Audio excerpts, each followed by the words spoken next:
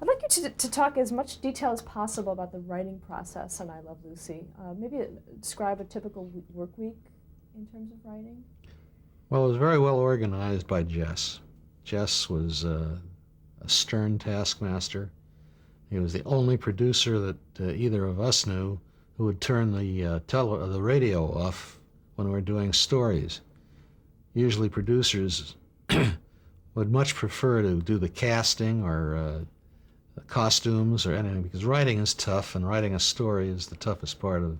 It's much more fun to go out and check the makeup. Somebody's complaining, and then they're gone for a half an hour that way. And that's used to cut the phone off. You cut the phone off and say no calls until and we rarely spent more than one day on the story. Well, that's the most important part. Once you get the story, it's like the spine, then you can get the comedy, the jokes off of the spine. And we would sit there, the five of us, and get a story. And at the end of the day, Madeline would go into her office, type the story, and give all of us copies, a copy to Jess. Jess would take one to Desi, and notice that Lucy didn't have anything to do with any of the stories. And we'd go to work. Bob and I would write the first draft, and we would turn it in to Jess. Jess would make comments and give it to Bob and Madeline, who would do a brush up or a rewrite, who would then turn in what they had to Jess, who would do the final brush. It was Jess's contention that it all had to go through one source so that there was continuity of character and continuity of tone and so forth. And he was right. He was certainly the best producer that we ever worked for. Now, what happened after he left? How was that? After he left, I guess Desi took over the chore as a producer, but he was never in on the storylines. The four of us would write the story and give it to Desi. Well, we did have other producers. Elliot Lewis was technically the producer, but he was Never never in on the creative process like Desi was. Yeah, but he was never on I Love Lucy. He was on the Lucy Show, whatever it the is. Lucy Desi Comedy Hour. So, Yeah. Now, how did now within that framework, how did you two write that first draft? Where were you? Where was your office? We were in the same building, which later became... we had offices adjacent to each other. Yeah, we were all in the same area, and we could talk to each other if we had any questions. It was easy writing, by the way, because the characters are so well defined. And once the characters are well defined, you know how they're going to react. It's heaven for a writer, particularly a comedy writer, to know just exactly what reaction to expect at any given situation. The thing wound up, it's kind of strange that Bob and Madeline were Lucy's favorites, we felt. And we were Desi's. Desi used to take us to baseball games, boxing matches. Of course, we'd have to be up all night working because he took us to a boxing match one night. So we couldn't say, no, we're not going. What was the hardest part about writing an I Love Lucy script? It's the hardest part about writing any script. Getting jokes. Same thing. Well, really, the hardest part is getting a story. Yeah. Once you got a story, it's much easier to. If you're a professional comedy writer, yes, that's what you're trained for. That's what you're either gifted or you're wacky or something, But you can do that once you have a good story. Yeah, the big question is, and the reason, as I used to say, you make all that money is you're able to tell them what's funny. You're able to guarantee what's funny. How did you come up with stories? God only knows. You never think you're going to get another. You just do. You sit down, things that have happened to you, things that you've watched, things that you make note of as you go along during the week, things that you imagine Lucy could do well, like the pizza, You never know how you attain that talent. Bob's parents were very funny, but I'm not giving them the credit for passing it on to him, but I got no help from my parents. I mean, they weren't humorous at all. Somehow it happened with me, I don't know. And it happened with, I have a son who works in that same thing. one of my two sons does comedy writing and television. I wonder where he got it. What about Certainly you? not from me. That's right. My parents. Now, where did were there a lot of stories that you thought up that were never used? I mean, Nothing is ever wasted. It's like a slaughterhouse. Now we use the pig's tails and the ears, the whole thing. I can't think of any stories we lost. If anything was thrown away, it was thrown away early. You'd say, what about some? Well, I don't think, let's let it go for a while. Because once it started to develop, chances are we got something out of it. Oh, occasionally you'd get one that didn't work out to your expectations. But anyway, they were done. We never... There isn't time to luxuriate in television. You had to get it done. You had 3-4 days to do the thing. I don't think we ever lost a script that was done. Never lost a script. They were always filmed. Most shows have leftover scripts that somebody didn't like and they don't do it. But I can't remember ever burning a script that we had written, that any of us had written, or a show that we had done. coming on later onto the series, did you find that you were oftentimes pitching stories that had already been done on the show, or did you know pretty much the history of the show right from the start? Well, I pitched a story once that I thought was very funny, and I didn't know that it had been done before, and nobody told me that it had been done. To this day, nobody told me that they had done it before. Two of them, as a matter of fact. One later on Lucy Desi. No, we did a guest shot with Milton Berle, and we did a thing where Lucy's ring. It was Milton Berle's wife, and Milton Berle wanted Lucy to try it on to see how it looked on her finger, and they couldn't get it off. That was the basic. They had done that some time earlier on I Love Lucy.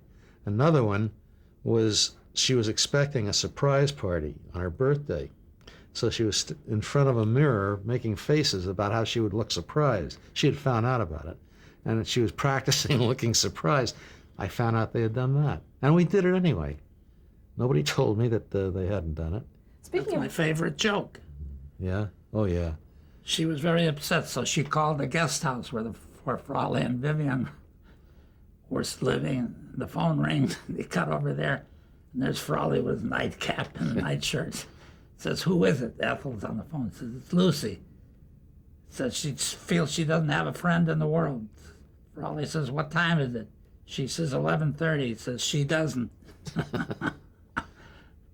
Now, speaking of surprises and expressions, how were Lucy's expressions and physical gestures actually written into the script? Most of them, yes. There are names for them. What were some of the names? Spiders. It says Lucy does a spider. We didn't name them. Bob and Madeline did. And she knew exactly what it was. What were some of the other ones? I forget. Do you remember any of them? Spider was the only one. The name was rather common. Yeah.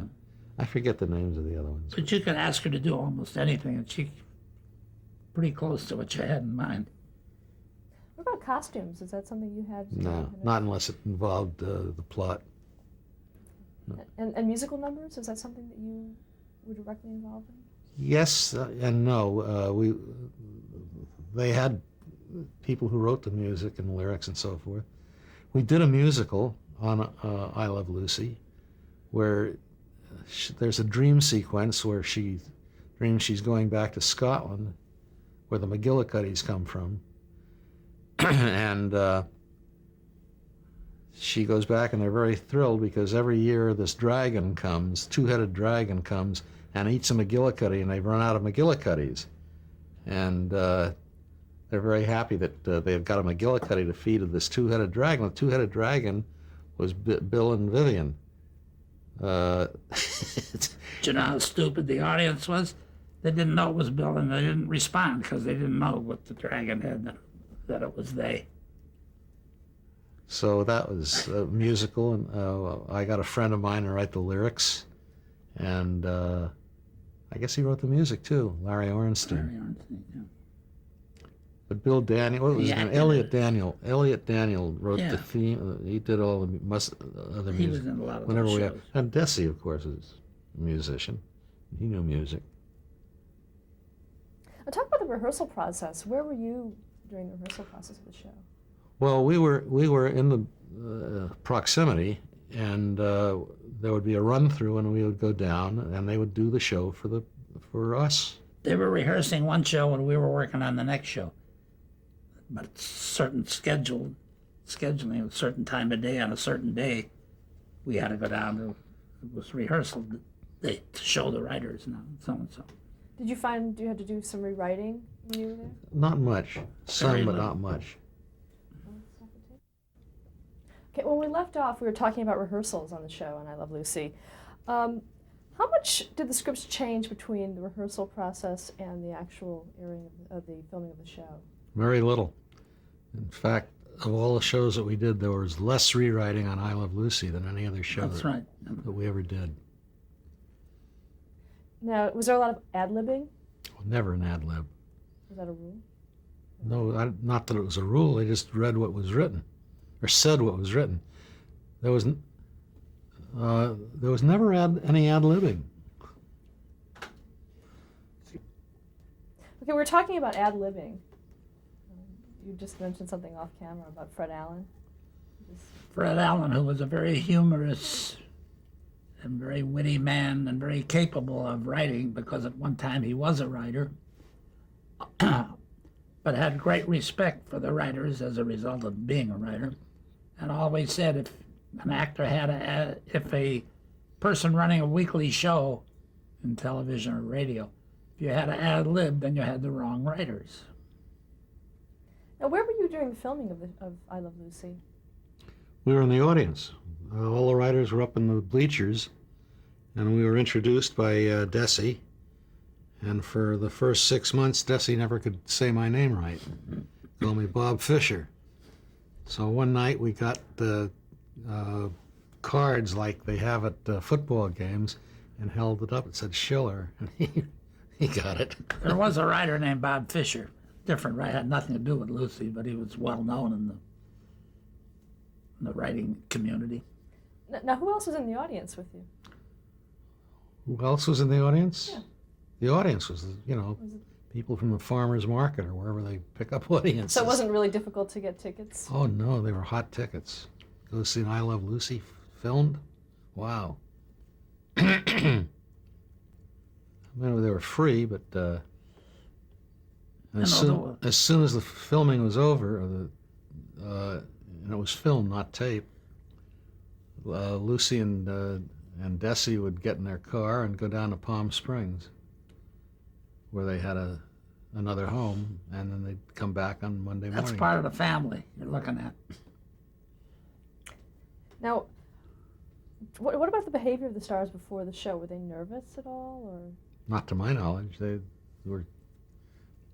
trusted the writers, and they rightly, and they usually had good shows. There were some clinkers every now and then. It's impossible to write a good show every week, but for the most part, they were good. There was always something good in them, something funny. Who were some of the people that you worked with? Did you work with the directors at all? Yeah, the director would often come in and say, "Now, what did you have in mind here? What did you have in mind there?"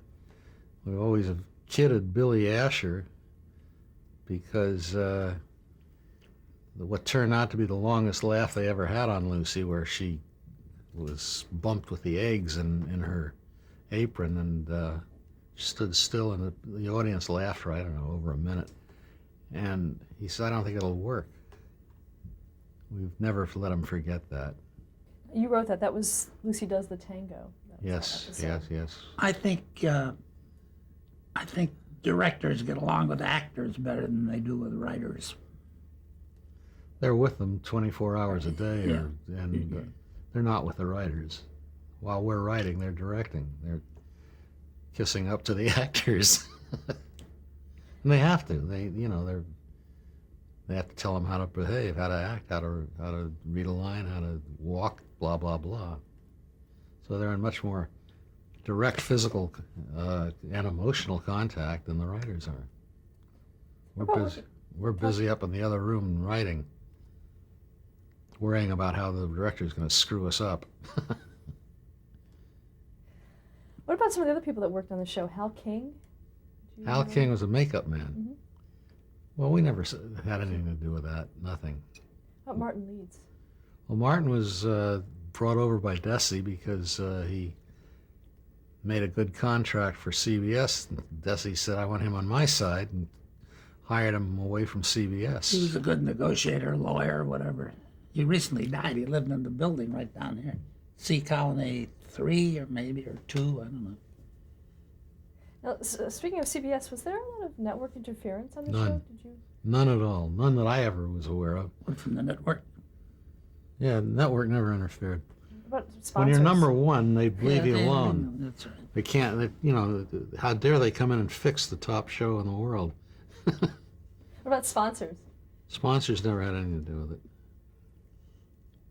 A couple of the people that worked on the show. Carl Freund, did you deal with him? I never knew Carl Freund. He was the world-famed cinematographer, and he reminded me of Cuddles Sokol, an actor.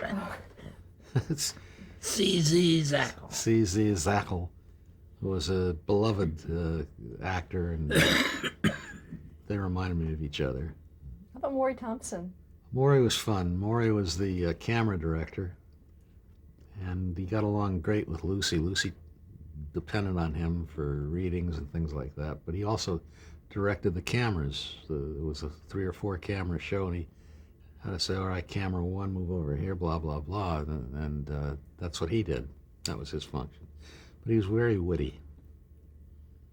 How were guest stars approached to do the show? Did you write them in? About guest stars, did you write the guest stars in before they? No, we got a guest star and then wrote to him or her, wrote for their strength. You know what a guest star can do, and we did it. Who were some of the ones you wrote for? Well, I remember Orson Welles, and we did his magic act and the levitation. He levitated Lucy, and while he was doing it, he was reciting Shakespeare, which was one of his strengths, but he got it all wrong. He blew Shakespeare. You know, there's a big thing recently about the pilot that Orson made for Desi Lou. Yeah. Yeah, he did a wonderful pilot for Desi Lou, but it took him so long, and he was so undependable that they never put it on. It was a wonderful pilot, and it's being shown at the Television Academy. Actually, at the museum. At your museum, yes. Okay.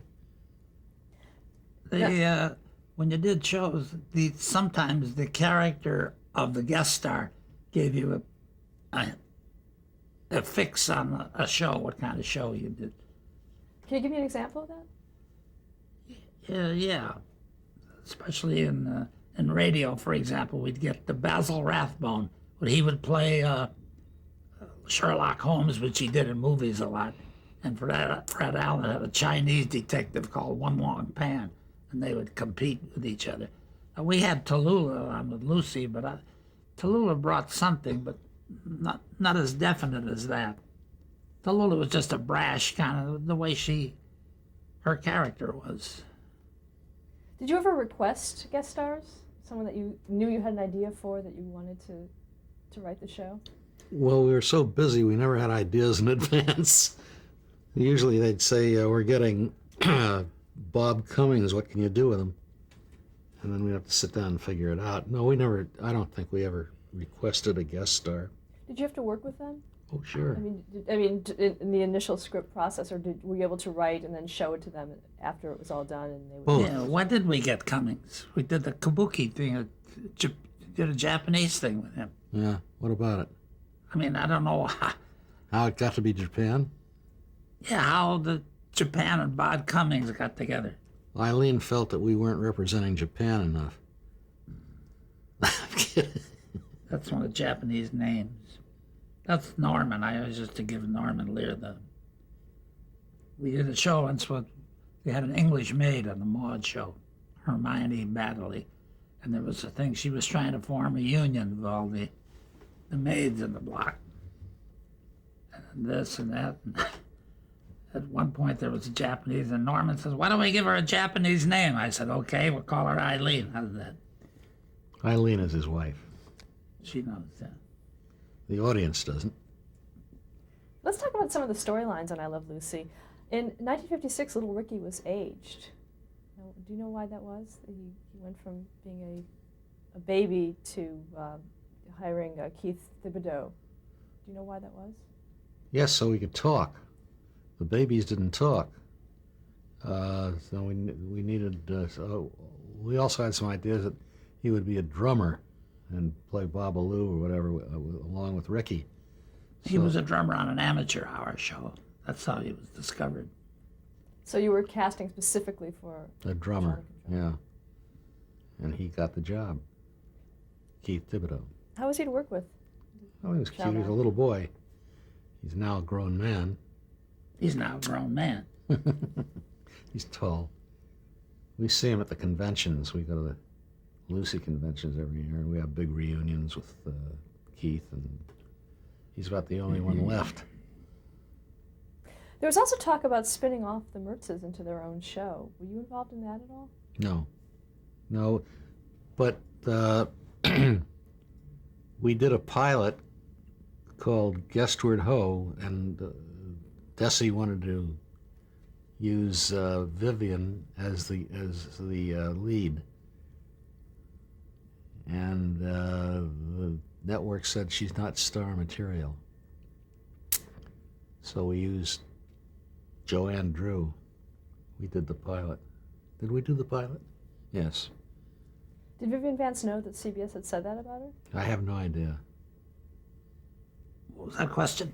I asked if Vivian Vance had known that CBS had rejected I her. don't know. Probably. In 1957, you moved the Ricardos and the Mertzes to Connecticut, to a farmhouse. How did that affect the show? Why did that come about? Well, first of all, we'd done all we possibly could or we felt we had done all we possibly could in an apartment in New York City. And we wanted to get a more rural life, and it would open up more Suburban. more suburban. Because I was living in Westport at the time. He was in Westport, so we moved it to Westport because he knew Westport. And it's, a small community, commuter community, and I knew Connecticut fairly well because my then wife's family was from Connecticut. So that's why we moved to Connecticut. Now, were Lucy and Desi okay with that? Sure. Sure. They were happy. As long as the show was funny, they were happy. Let's talk about a few of the classic episodes that you wrote. Lucy's Italian Movie. Yes. Well, I guess that was the big. Bob and Madeline did the conveyor belt thing, and Bob and I are known for the grapes. Well, it's not a brilliant job of writing. That was really her acting. Yeah. I wish it were a better job. There was much more writing, by the way. We had little moves in the grape vat, but that were taken out because they were too small. You couldn't see. For example, she dropped her earring and tried to get the earrings and got a bunch of grapes instead, and so that went out because of the fact that you shoot the show in with a broad angle. You couldn't see what she was doing. Minor point. She was brilliant. She made you look like a writer. I don't know how that idea was born, but Lucy stomping on grapes struck us all as being funny because they don't do that anymore. Nobody stomps on the grapes; they all do it mechanically. They do in Jewish weddings on wine. So we figured that. It's sort of a apocryphal tale that the actual vat episode actually had a lot. The actress who played Lucy's nemesis actually did a bit of ad-libbing herself on that. Is that true? I have Or was no it all idea. placed- I've never heard was it that. to You mean the script? lady in the vat with her? She didn't speak English. We did subtitles. That lady looked like the kind of lady who was glad she was working. She was a kind of a frumpy old elderly lady, and perfect for the part. That's what She you was want. funny. She was funny. Yeah. She didn't speak English, and we had to, as I said, we had to use subtitles. The subtitles are funny. Okay, and then another one is Lucy and Bob Hope. Yeah, that was The baseball one? yeah. Nobody Loves the Ump. That was also written by Larry. That was kind of weird. But the great thing with that was in one take, they dropped the ball, hit him right in the forehead, what they were trying to do. Pretty good. How about Lucy and the Loving Cup? Yeah, that was fun. Funny. That was fun. It's crazy. Johnny Longden Yeah. was a friend of Desi's. Desi was either he owned horses or was involved with racing somehow. And Longden was about to break the record. He got a cup, and of course Lucy got her head stuck in the cup, couldn't get it out. I mean, how do you get Lucy's head in the cup? Think about it. Took us a long time to figure it out. I don't remember how we did it. She was on the subway with. That's right. Afterwards. She had to act very nonchalant with a cup in her head, like, what the hell is everyone looking at? And any of the writers have to test out the I don't remember. She staggered into the banquet where it was. I forget how we got to that. I haven't seen it for years. We touched on this one before, but Lucy does the tango. Well, that's the one where they were practicing a tango for the PTA meeting, and we knew that at the end of the tango, she would do a circle and go into Desi's arms. And in the meantime, they were hiding eggs because Desi had said, get rid of the chickens. They were raising chickens, and she didn't want to get rid of the chickens. So they went out and bought dozens and dozens of eggs, and she hid them in her apron, at which point Desi said he wanted to practice. Now, the audience knew that there were eggs in there, and she knew there were eggs in there, and she couldn't get out of it. I mean, what was she going to do? And they did the thing, and everybody knew what was going to happen. It's one of the wonderful things about good jokes. You anticipate them.